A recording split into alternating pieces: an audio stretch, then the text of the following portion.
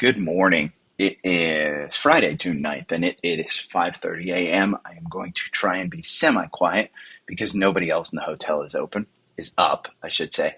Let's start with newsletter. So I posted a new newsletter last night or yesterday afternoon with the pod by tech leaders. I included charts in this one.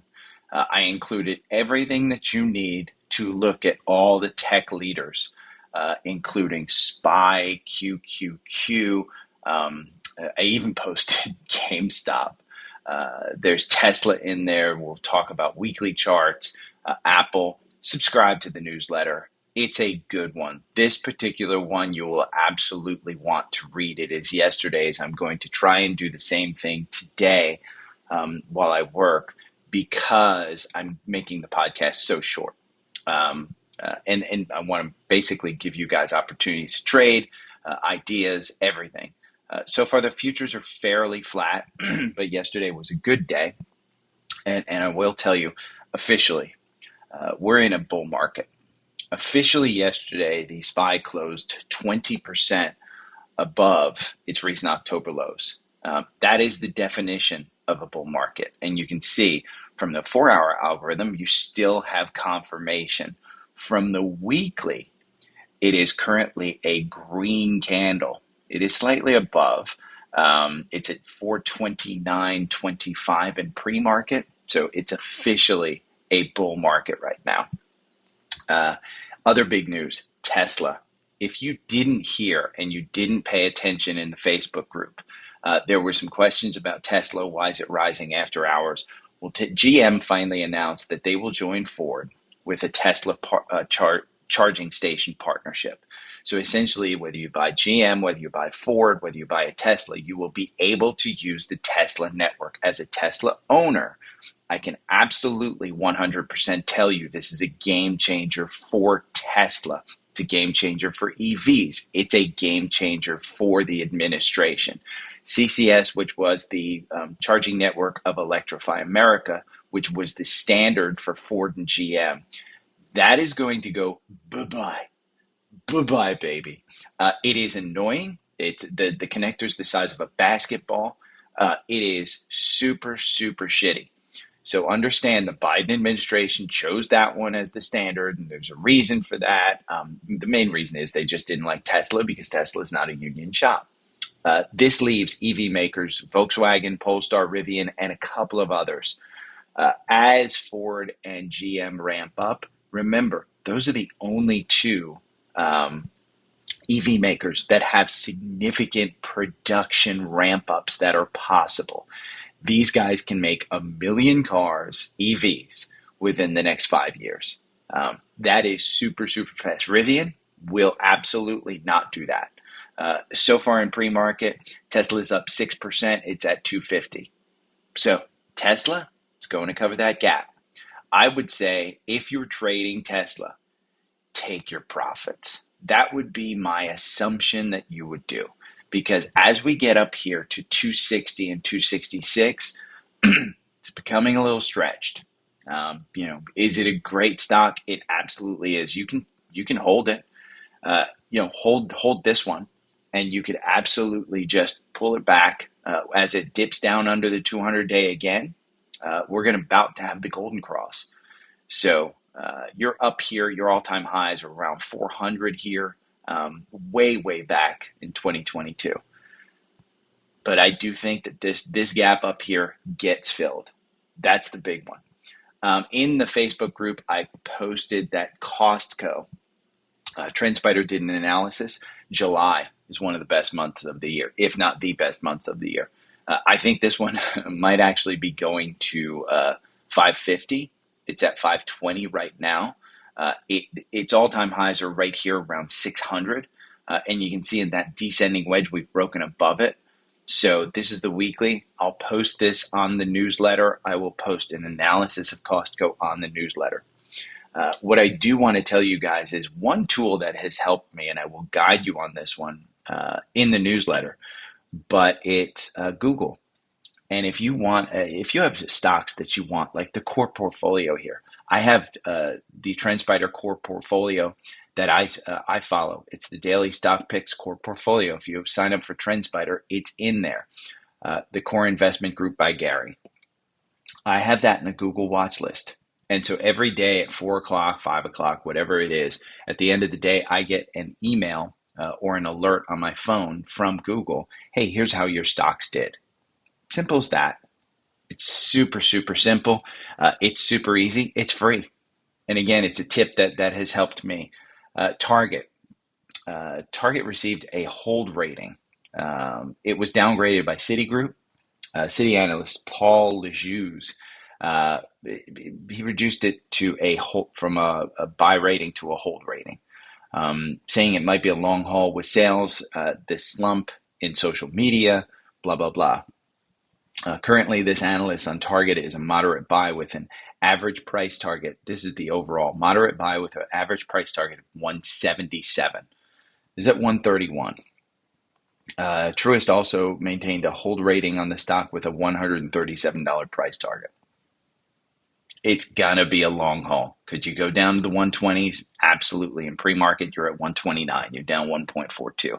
Bad news is just covering this.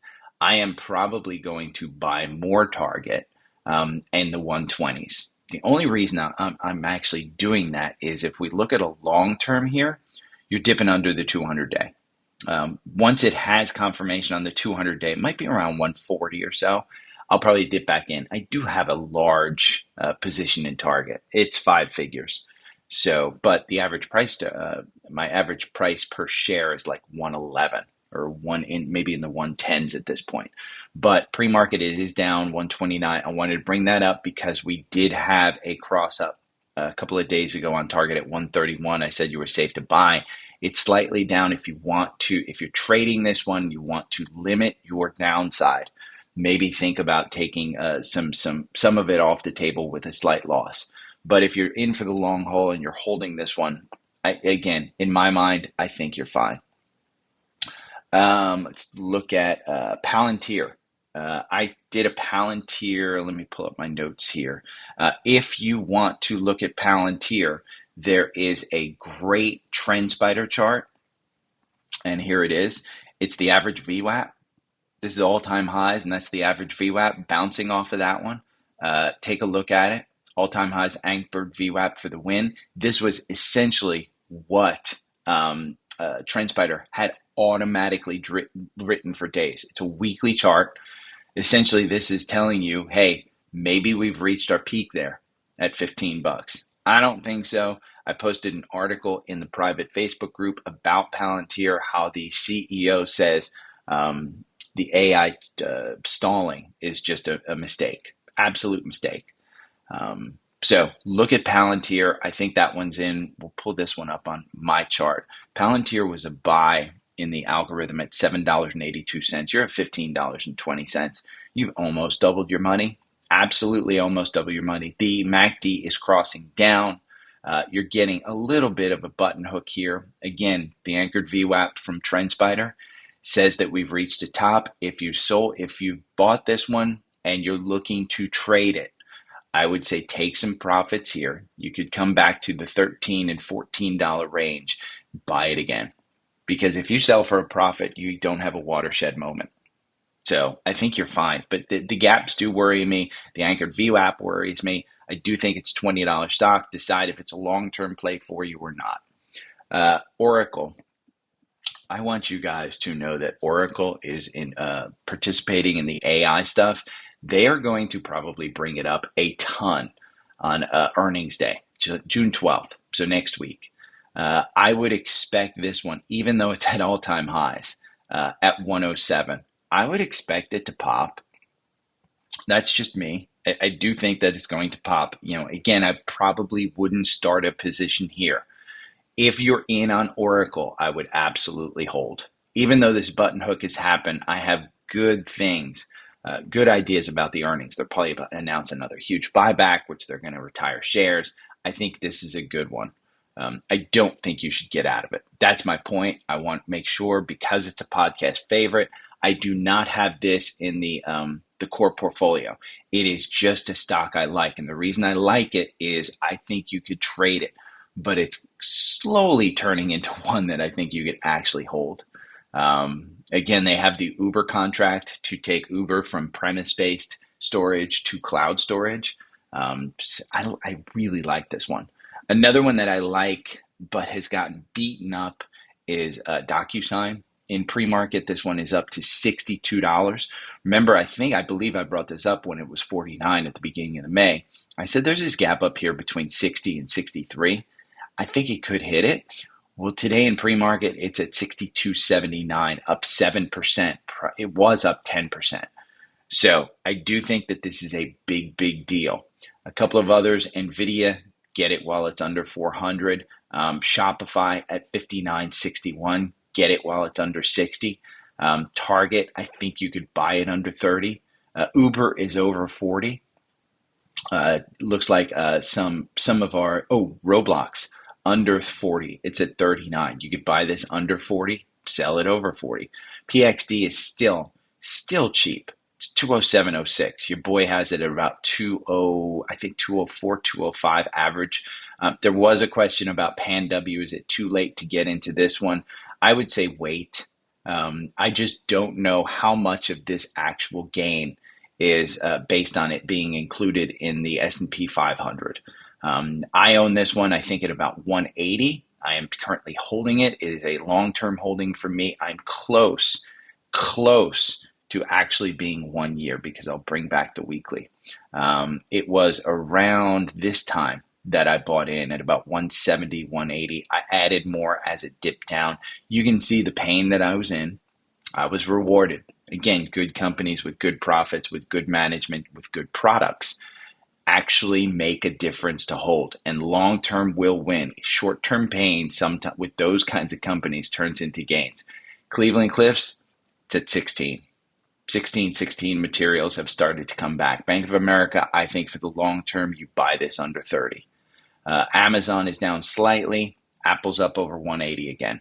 So there you have my look on it. I will include the scans in the newsletter. Sign up for the newsletter at, what's the thing again? It is dailystockpick.substack.com. And again, this newsletter that I did yesterday, I think you'll find a lot of benefit from that one. I think you'll find a lot of benefit from receiving this in your email free every day. The other one that I recommend that you sign up for is My Weekly Stock. He sends out a weekly Saturday update, and he sends out a stock on Mondays. And essentially, here's his performance. 2019, this is just buying on a Monday, selling on a Friday. 48%. Look at 2020. Now, here's what you really have to look at. 2022, you were down, I think, between 12 and 14% on the S&P. I know your portfolio was down in 2022 last year. Buying on a Monday, selling on a Friday, he was up 13%. Again, it's free. Absolute 100% for free. So far this year, he's up 1%. That's because he focuses on the Dow. The Dow is only 30 stocks. So he doesn't have a lot to pick from. And the Dow, let's see. Let's go to Seeking Alpha. And we'll go, I think it's DJA, Dow Jones Industrial. Let's look. DJI. There we go. Year to date, you're up 2%. So he's underperforming by 1%. But I do think those are the two newsletters you should have. So that's it for the podcast today. I will upload this to YouTube. I will also upload this as a podcast, and I will have the newsletter out to you guys later today. Have a good weekend. I'm back to my regular home on Monday. I'm flying back on Sunday, so I'll be back doing the regular podcast next week. Okay, take care.